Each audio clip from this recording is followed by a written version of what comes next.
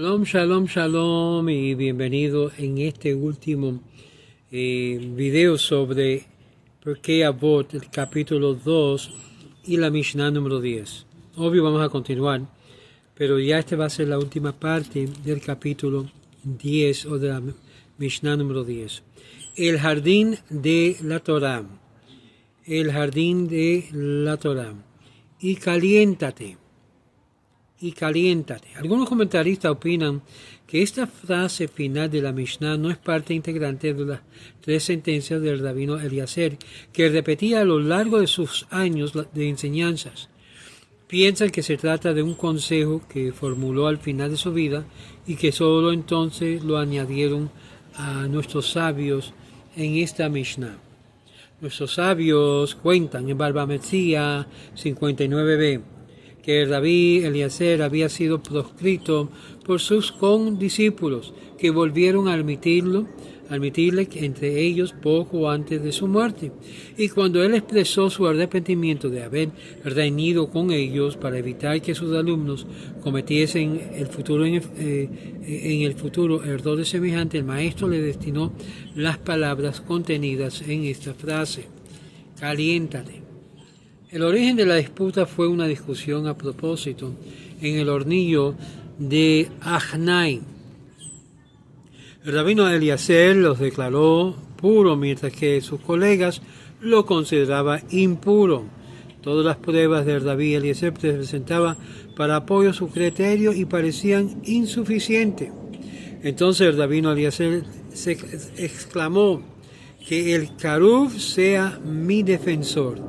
El Karub es el algarroba, según algunas versiones, y palmera datilera, según otros. Y el Karub se desplazó.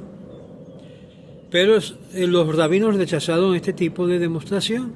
El rabino Eliezer entonces dijo: bueno, que el manantial me defienda. Y el manantial se secó, pero los sabios no tuvieron cuenta de lo que había ocurrido. El rabí Eliezer dijo que las paredes de la escuela demuestran que tengo razón, y las paredes de la escuela empezaron a inclinarse. El rabino Yehoshua al apóstrofo, el que los sabios riñan por asunto de halajá, no es asunto de vuestro. Y enseñar al respeto al rabí Yehoshua no se derrumbaron, pero en señal de consideración por el rabino Eliezer no se enderezaron. El rabí Eliezer dijo entonces: que el cielo confirme que tengo razón. Y entonces una voz se retumbó desde el cielo y gritó. Escucha bien. Y el cielo confirme que tengo razón. Y entonces una voz retumbó desde el cielo y gritó: la halajá corresponde a lo que dice Eliezer.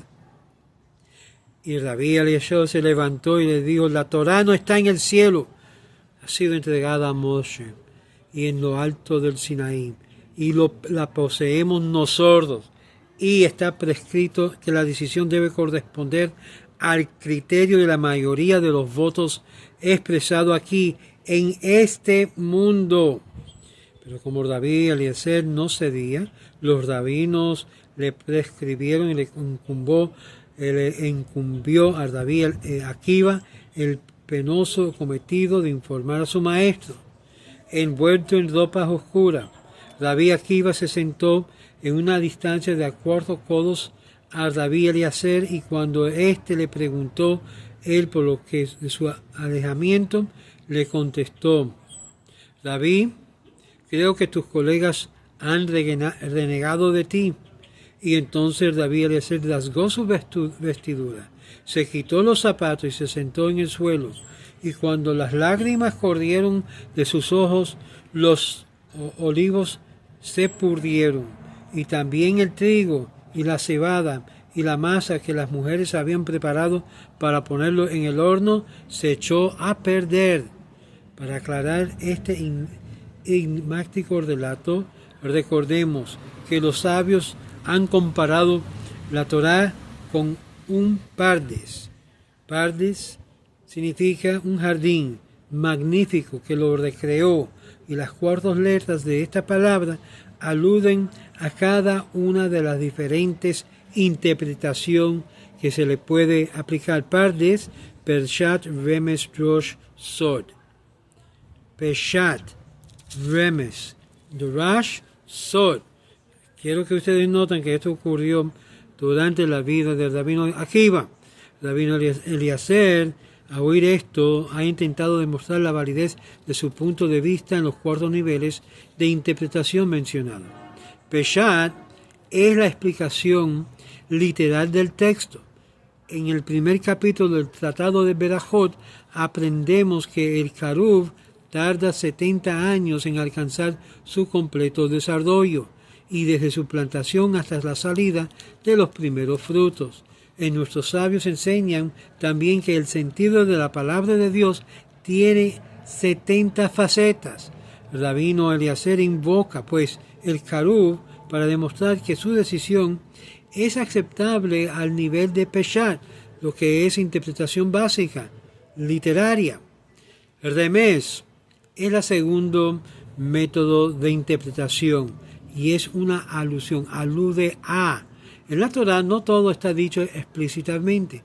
Muchas enseñanzas que proceden de la ley oral están contenidas en la ley escrita en forma de alusiones. Cuando las comprendemos, confortan nuestro corazón, y así que el agua fresca de manantial aplaca la sed. El manantial es representación alegórica de la prueba que David aduce aplicando el método denominado Remes, alusión. Bueno, ahí no termina porque es Pardes. Tenemos la P de Peshat, la R por Remes, y ahora vamos a ver la Derash, que es para la Dalet. La Derash consiste de deducir a partir de la Torá las ideas morales, religiosas, filosóficas que éstas encierran para ponerlas al alcance de los alumnos y del pueblo, adoptando una formulación que pueda conquistar los corazones. Este tercer estudio, la base de edificio del estudio de la Torá, pues gracias a él, hombres y mujeres se sienten incitados a aplicar los preceptos sagrados en su vida y en sus actos diarios. De ahí salimos lo que es el drash, o lo que es explicación, o algo que pueda exponer para entender. Ahora el último nivel, que es el Sod, con la letra Samek, es el secreto, y aquí hay mucho mal entendido. El Sod no significa Kabbalah, el Sod no tampoco significa Kabbalah Masit, el Sod significa secretos. Este es el cuarto tipo de interpretación que viene de la voz del cielo, como está escrito: el secreto de Dios es revelado a los que le sirven con devoción o con compromiso, adoración, Salmo 25:14. Esto no es algo fuera de este mundo, el Sod, es algo dentro de este mundo, donde Dios revela sus secretos dentro de la Torá misma. No hay que ir a un profeta o buscar un buscador de sueños para que interprete para uno lo que dice la Torá. Cuando el rabino Akiva le llevó a su maestro la noticia de su prescripción, las lágrimas corrieron de los ojos del rabino Eliezer. Las aceitunas se pudrieron, el trigo, la cebada, la masa esperaba su cocción y también se echaron a perder. Las aceitunas sufrieron las consecuencias de que el rabino Eliezer, el gran maestro de Israel, se vio excluido de las enseñanzas, y esto significa que el conocimiento de la Torá está comparado con el aceite que se extrae de la oliva. En cuanto a la flor de la harina, simboliza aquí Talmidei Jajamim, las enseñanzas de los sabios, y es por eso yo le digo a cada converso cuando está para convertirse que tienen que aceptar sobre ellos el yugo de la ley escrita como la ley oral. La ley oral es la sabiduría que nos han dado los sabios de la Torá, los Talmidei Jajamim. Los alumnos ya no podían surtirse en las ingotables provisiones de saber del gran maestro. La gran masa del pueblo que parece a la cebada y al centeno también resultó perjudicada.